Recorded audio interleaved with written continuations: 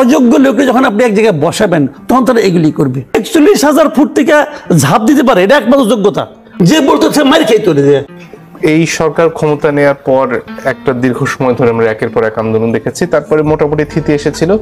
সবশেষ হাসনাত আব্দুল্লাহর নেতৃত্বে আওয়ামী লীগ নিষিদ্ধ করার জন্য যমুনা অভিমুখে যাত্রা, এরপর এর আশেপাশে সেখানে একরকম বসে পড়া শাহবাগকে কেন্দ্র করে, তারপর আবার সরকার সেই দাবি মেনে নিল। সেটা রেশ কাটতে না কাটতে আবার অনেকগুলো দাবি নিয়ে শাহবাগকে কেন্দ্র করে বা যমুনাকে কেন্দ্র করে আন্দোলন দানা বেঁধে উঠছে। এই পরিস্থিতির দায়টা আসলে কার? এখন তো দায়টা আপনি কাকে দেবেন?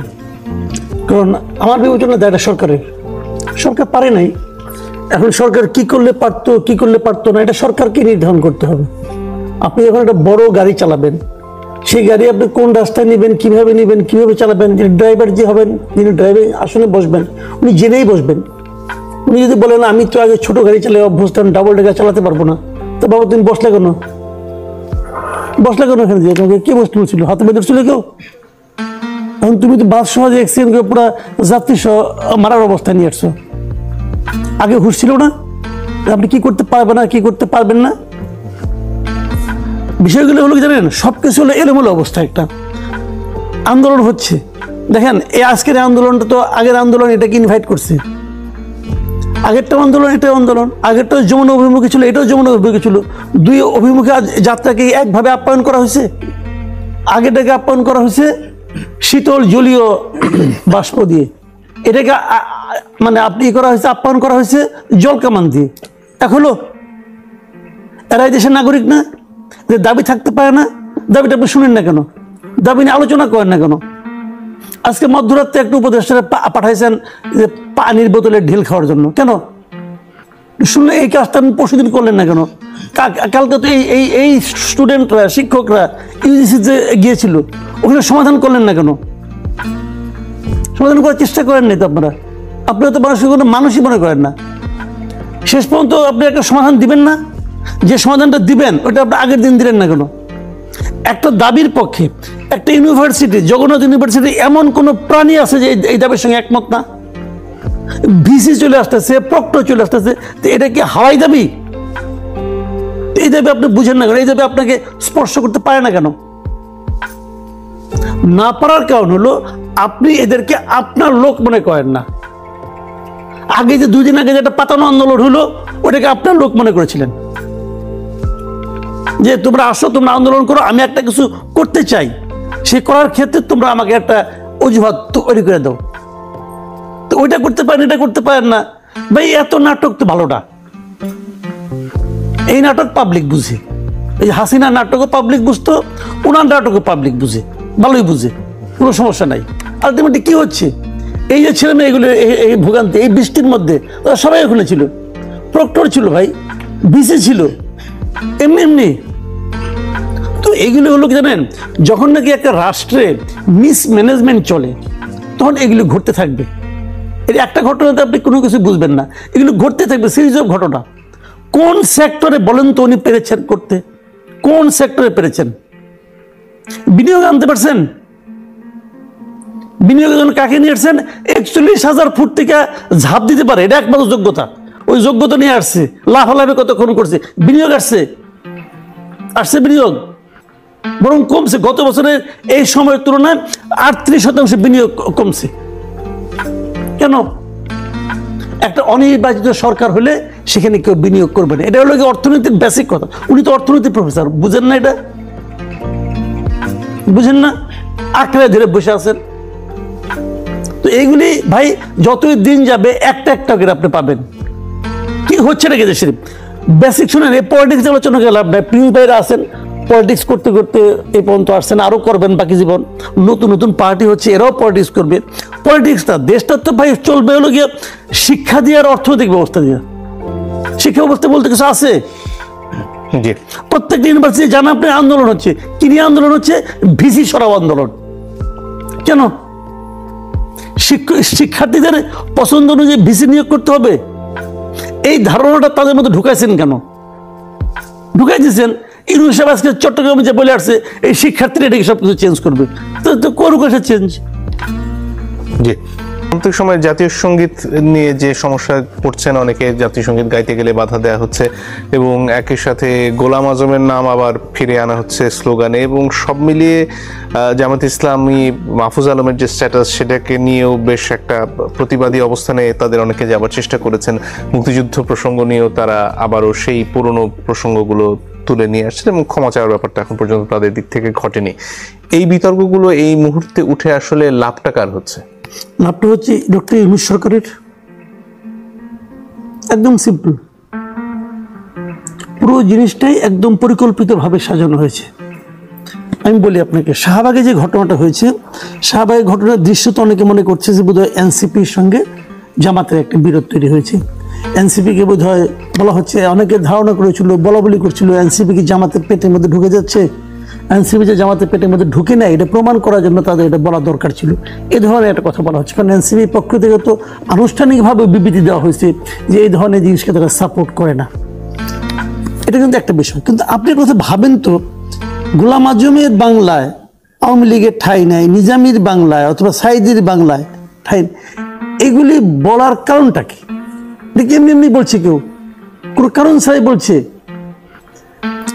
ডক্টর ইউনূস কমপক্ষে তিনবার, আমি তিনবার শুনেছি, আমি নিজে পড়েছি, আমি যে তিনটা বিদেশি সংবাদ মাধ্যমকে উনি বলেছেন যে ওনার সরকারের কোনো রাজনৈতিক দলকে নিষিদ্ধ করার পরিকল্পনা নাই বলেছেন।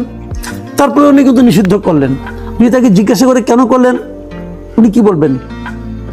উনি বলবেন যে আমি চাপে পড়ে নিষিদ্ধ করি। এই দেখেন এখানে চাপ দেওয়া হচ্ছে, এবং ওই যেখান থেকে চাপ দেওয়া হচ্ছে সেখানে কিন্তু মৌলবাদীরা কিন্তু উঠে আসছে, তারা কিন্তু সেই ইসলামী ফোবিয়া ওই ধরনের আলোচনা বলতেছে, জঙ্গিরা কিন্তু উঠে আসছে। এখন আমি কি করব? এবং শেষ পর্যন্ত উনি আস্তেই করে বলবেন, এখন যদি ইলেকশন দেয় ওরাই পাওয়ারফুল, ওই জঙ্গিরা আবার ক্ষমতায় আসবে। ইউরোপিয়ানরা বলবে তাহলে থাক, কদিন পরে ইলেকশন দেন, আলোচনা শেষ। বিভিন্ন জায়গায় ঘুরতে থাকবে, বগুড়ায় ঘুরছে না, আরো অনেক জায়গায় ঘুরবে। এটা হলো গিয়া এদেশে যে মৌলবাদীরা শক্তিশালী হয়ে ফিরে আসতেছে, এই জিনিসটা ইউরোপিয়ানদের কাছে বলার একটা মানে প্রয়োজন আছে। সেই প্রয়োজনটা যখন প্রতিষ্ঠিত করা যাবে তখন ওনা আরো দীর্ঘদিন ক্ষমতায় থাকার যে খায়েশ, সেই খায়েশটা আরো জোরালো ভিত্তি পাবে। সহজ হিসাব ভাই, এছাড়া আর কোনো হিসাব নাই। এর পাশাপাশি সাম্প্রতিক সময়ে আলোচিত ঘটনাগুলোর মধ্যে রিকশার ব্যাপারে যে ব্যবস্থাগুলো নেওয়া হচ্ছে, রিকশা ভেঙে ফেলা হচ্ছে, এই ঘটনাগুলো প্রচুর আলোচনা এসেছে। ক্ষতিপূরণ দেওয়ার ঘটনা দু এক ক্ষেত্রে ঘটছে, কিন্তু এই সমস্যাগুলোর সমাধান কি আর কোনোভাবে করা যেত? আমি একটা প্রথম কথা বলি আপনাকে, দেখেন ঢাকা শহরে আপনিও চলাচল করেন, আমিও চলাচল করি। ঢাকা শহরে কোনো রিকশায় কি ব্যাটারি চালিত কি ব্যাটারি চালিত না, কোনো রিকশার কোনো রেজিস্ট্রেশন আছে নেই।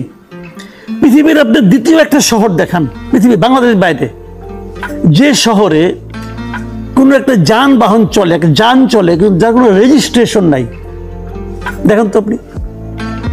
ভারতের অনেক জেলা শহরে কিন্তু এই সমস্ত ব্যাটারি চালিত রিক্সা চলে, অনেক জেলা শহরে প্রত্যেকটা রেজিস্ট্রেশন আছে। কেবল তাই না, সেই গাড়ি চালানোর জন্য যে চালক, তারও একটা ট্রেনিং এর প্রয়োজন আছে। ট্রেনিং ছাড়া, ট্রেন লোক ছাড়া, রেজিস্ট্রেশন ছাড়া, সার্টিফিকেট ছাড়া সে এটা চালাতে পারবে না।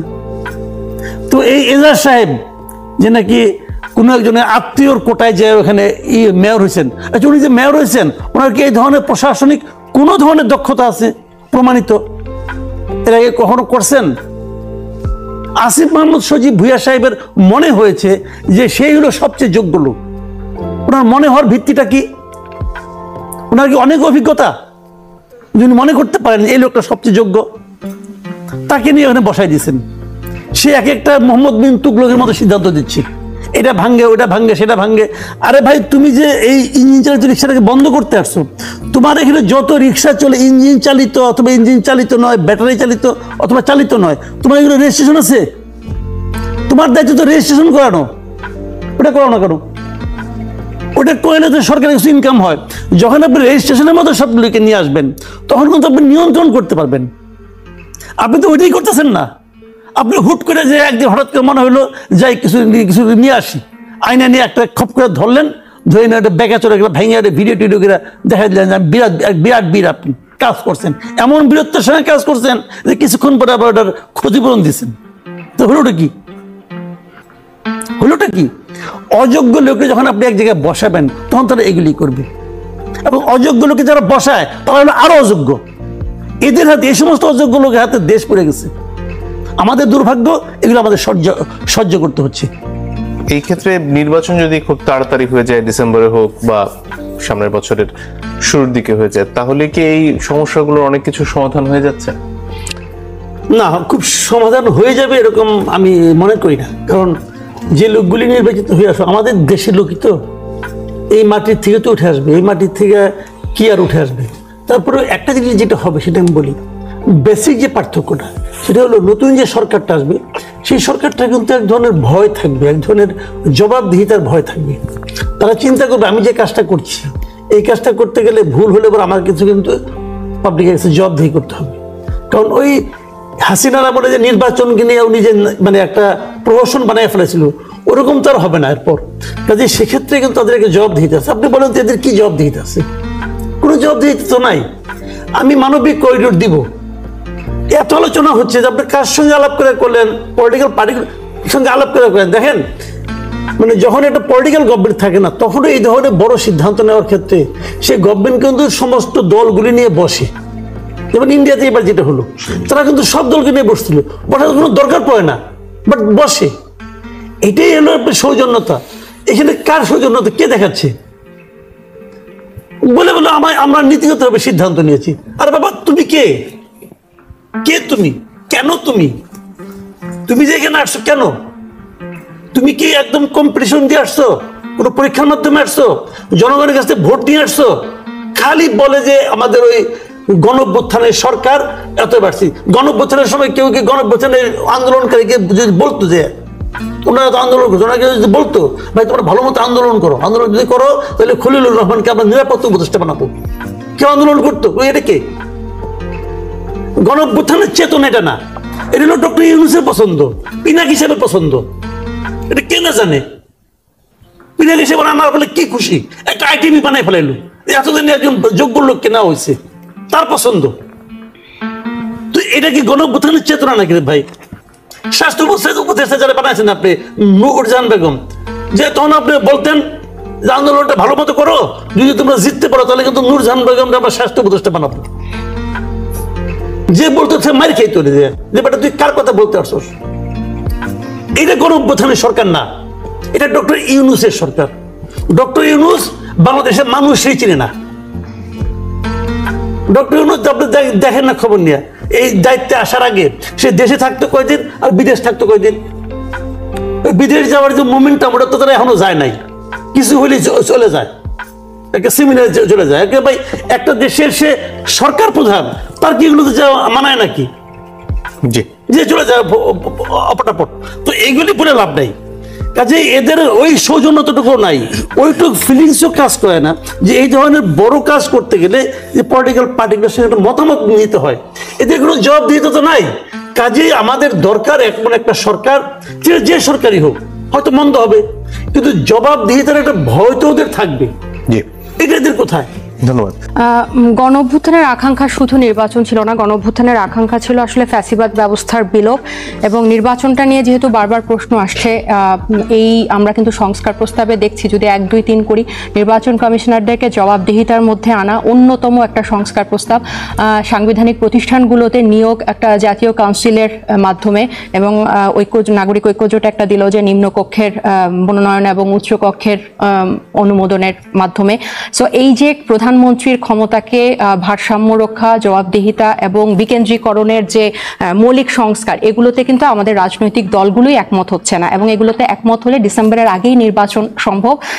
গণঅভ্যুত্থানের আকাঙ্ক্ষা ছিল যে এটা না যে একটা রেজিম পরিবর্তন হয়ে আরেকটা পরিবর্তন নির্বাচনের। এতগুলো মানুষ শুধু একটা মাত্র নির্বাচনের মাধ্যমে ক্ষমতা শিফট হওয়ার জন্য জীবন দেয়নি। এই যে স্বৈরতান্ত্রিক যে কাঠামো, যে ব্যবস্থা, এটা পরিবর্তনের জন্যই কিন্তু গণঅভ্যুত্থানের আকাঙ্ক্ষা ছিল। এবং এই শহীদদের সাথে, এই আহতদের সাথে বেইমানি হবে যদি আমরা এটাকে রেখে আবার শুধু একটা নির্বাচনের মাধ্যমে ক্ষমতা বদল করি। এবং এটার দায় কিন্তু প্রত্যেকটা রাজনৈতিক দলের উপর বর্তায়, প্রত্যেকটা রাজনৈতিক পক্ষের উপর বদলায়, যে আমরা এই নির্বাচনী ব্যবস্থাটাকে একটা গণতান্ত্রিক কাঠামো দেই, এরপর নির্বাচন হয়ে যে আসে সেই সরকার